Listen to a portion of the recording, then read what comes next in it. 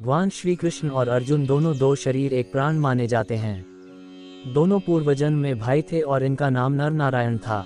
दोनों ही भगवान विष्णु के ही अंश माने जाते हैं। महाभारत के महायुद्ध में श्री कृष्ण ने सारथी बनकर पांडवों को जीत दिलाई। लेकिन एक बार कुछ ऐसा हुआ कि अर्जुन और श्री कृष्ण रणभूमि में आमने सामने आ गए और महायुद्ध होने लगा। इस युद्ध में किसकी हुई जीत, क्यों हुआ, दोनों के बीच युद्ध जानिए।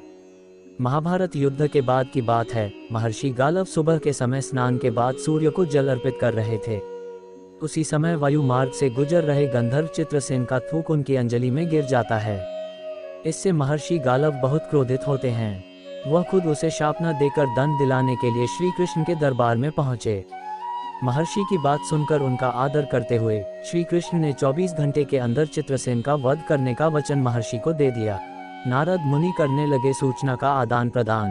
उधर जैसे ही नारद मुनि को इस बात का पता चला, वह चित्रसेन के पास पहुंचे और उनसे कहने लगे, जो भी दान पुण्य करना चाहते हो कर लो, क्योंकि स्वयं श्री कृष्ण कुछ ही घंटों में तुम्हें मृत्युवार भेजने वाले हैं।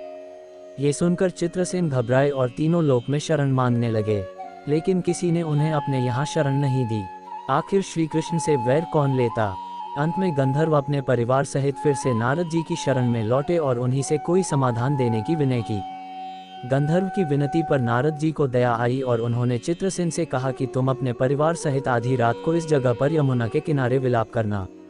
एक महिला यहाँ आएगी जो तुम्हें विलाप करता देख तुमसे कारण पूछेगी, लेकिन जब तक वह तुम्हारी सहायता का प्रण न ले तुम उसे अपनी समस्या मत बताना। चित्रसेन तैयार हो गए। फिर नारद जी श्री कृष्ण की बहन और अर्जुन की पत्नी देवी सुभद्रा के पास पहुंचे और उनसे कहा कि आज बहुत ही शुभ तिथि है। आज मध्य रात्रि में यमुना में स्नान करना और दीन का दुख दूर करने पर अक्षय लाभ की प्राप्ति हो सकती है। इस पर सुभद्रा रात को अपनी दो सखियों के साथ यमुना में स्नान के लिए पहुंची। वहां उन्होंने विलाप करते गंधर्व और परिवार को देखा, तो उन्होंने अक्षय लाभ की इच्छा और मानवता के नाते उनके दुख का कारण पूछा। लेकिन गंधर्व ने तब तक कुछ नहीं बताया जब तक सुभद्रा ने सहायता का प्रण नहीं किया। लेकिन जैसे ही सुभद्रा ने प्रण किया और गंधर्व ने श्री कृष्ण के प्रण की बात बताई, सुभद्रा धर्म संकट में पड़ गईं। उन्हें कुछ नहीं सूझा तो वह गंधर्व को अपने साथ महल ले गईं और जाकर अर्जुन को पूरी बात बताई। अर्जुन ने कहा, चिंता न करो, अब चित्रसेन हमारी शरण में है तो इनकी रक्षा हमारा कर्तव्य है। उधर देव ऋषि नारद श्री कृष्ण के पास पहुंच गए और उन्हें बताया कि प्रभु, आप गंधर्व चित्रसेन को मारने की तैयारी में तो हैं, लेकिन स्वयं आपके प्रिय अर्जुन ने उसे अपने संरक्षण में रखा है। इस पर कान्हा नारद मुनि से कहते हैं कि आप जाकर अर्जुन को समझाने का प्रयत्न करें। नारद जी अर्जुन के पास आते हैं और श्री कृष्ण का संदेश देते हैं। इस पर अर्जुन कहते हैं कि मैं स्वयं श्री कृष्ण का भक्त हूँ और उन्होंने ही मुझे क्षत्रिय का धर्म सिखाया है।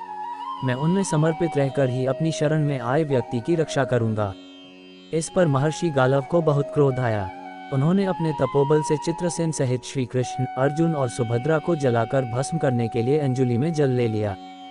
जैसे ही गालव ने जल लिया, सुभद्रा बोल उठी, यदि श्री कृष्ण के प्रति मेरी भक्ति और अर्जुन के प्रति मेरा प्रेम सत्य है तो ये जल ऋषि के हाथ से पृथ्वी पर गिरे ही नहीं।